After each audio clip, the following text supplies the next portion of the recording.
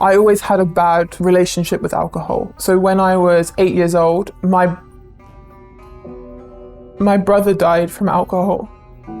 And the reason why it affected me so much is because obviously I was very close to him, he was my brother. But the reason why it affected me so much is because when he died, the doctor said that if he wasn't drunk, he wouldn't have died. He got drunk, he got in a fight. One punch it took, one punch, and he hit the floor, the brain hit the back of his head and he died. As soon as he hit the floor, he was dead, it was instant.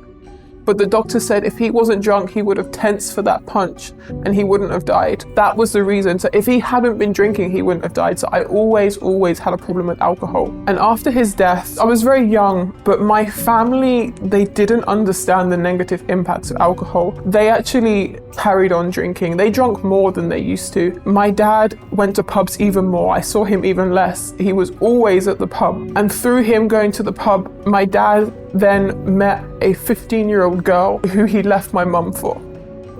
He ran away with a 15-year-old girl and he left his entire family behind because of alcohol. And this is something that I always advocated for when I grew up, because my entire family split in half over the course of a year. This all happened in a year. It was me, my dad, my brother and mum. And then that was it, half was gone. I never saw my dad again, half was gone. It was me and my mum.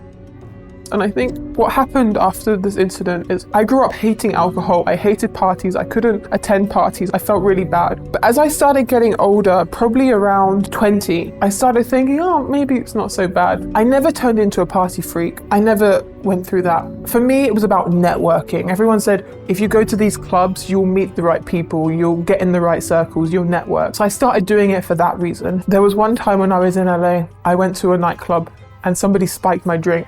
And that same night, I ended up in hospital because somebody tried to kidnap me, pretty much. Someone tried to kidnap me while I was in LA. And after that moment, I remember waking up in the hospital. I had makeup all down my face. I was in an awful state. And I remember thinking, why did I do this to myself? Like, I've always been against alcohol. Why have I started getting in this life? But the worst part was, after that, I didn't stop. I carried on partying, not as much as my friends, a little bit here and there. And when I came to Turkey with bad intentions. I didn't have good intentions when I came here. So Allah really waited until I'd lost my whole self, pretty much, to the extent that I was looking for plastic surgery. I was actually trying to change myself. Allah waited until I lost my whole self until Allah took me to Islam.